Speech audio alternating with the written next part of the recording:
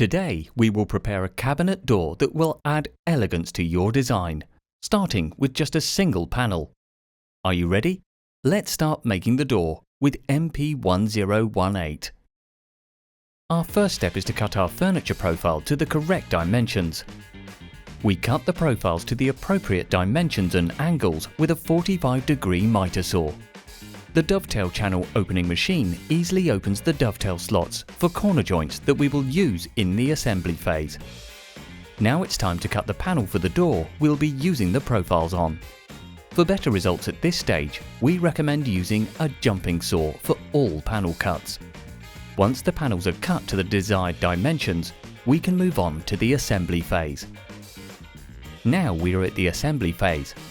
While bringing each piece together, let's remember that these doors not only offer functionality, but also add an aesthetic touch to our designs.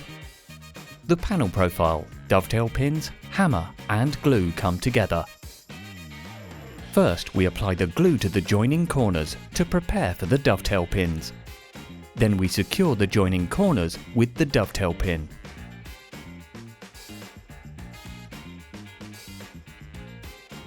After removing the protective film from the panel, we apply the glue to the inside of our U-shaped frame profile and place it. We apply the glue to the remaining profile as well, bringing all the pieces together. After placing the final dovetail pins, our door profile is complete. Here is the door prepared with MP-1018.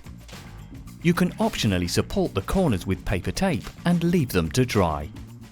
Remember, functionality and aesthetics can go hand in hand. As you can see, combining our imagination with a furniture panel and profile, it is possible to create a wonderful cabinet door. The door is no longer just a piece, but a work of art reflecting the spirit of designs.